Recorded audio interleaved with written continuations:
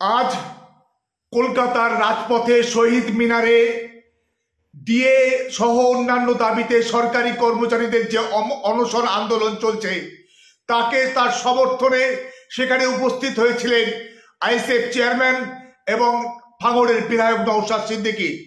প্রকাশ্যে তার বক্তব্য যখন চলছিল, বক্তব্যের একদম শেষ মুহূর্তে তার উপরে এক অজ্ঞাত পরিচয় দুষ্কৃতী তার উপর ঝাঁপিয়ে পড়ে এবং তাকে শারীরিকভাবে নিগ্রহ করে এবং সেখানে উপস্থিত সমস্ত সরকারি কর্মচারীরা সেই আততায়ীকে তারা ধরে ফেলে।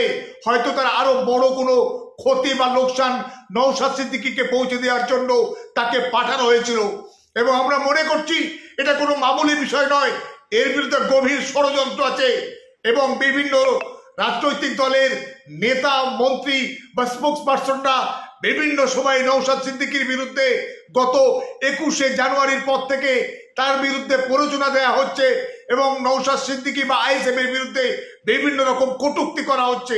এটা তারই অঙ্গ হতে পারে বলে আমরা মনে করছি।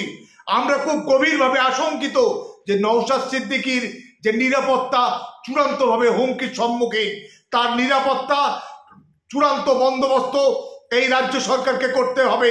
যদি একান্ত না পারেন আমাদের বলবো রাজ্যপাল মহোদয়কে যদি সম্ভব হয় কেন্দ্রীয় নিরাপত্তা এই নওশাদ সিদ্দিকীকে দিতে হবে, কারণ তিনি একজন বিধায়ক, তার জীবনের আশঙ্কা তৈরি করেছে বিভিন্ন পর্যায় থেকে এবং যে আততায়ী আজকের এই অপকর্ম করেছে, এই যে ঔদ্ধত্য এবং বেপরোয়া মানসিকতা দেখিয়েছে, এর পেছনে কে বা কারা আছে তাদেরকে খুঁজে বের করে এসব সবাইকে দ্রুত উপযুক্ত শাস্তি দিতে হবে।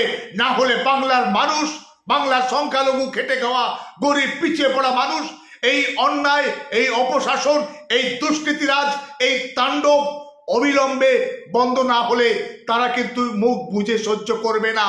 তারা দ্রুত পথে নেমে এর প্রতিকার এবং প্রতিরোধ তৈরি করবে।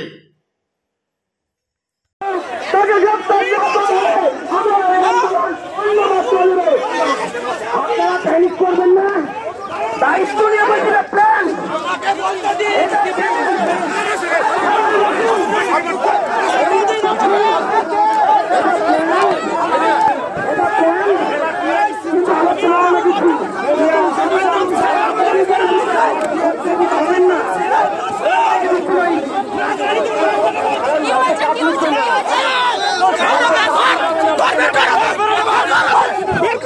আমাকে নিয়ে কাউকে চাপ দিতে হবে না, একে পাঠিয়েছে সরকার।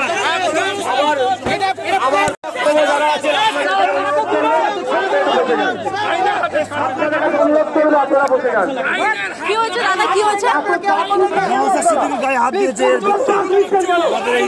সংগ্রামী যৌথ মঞ্চের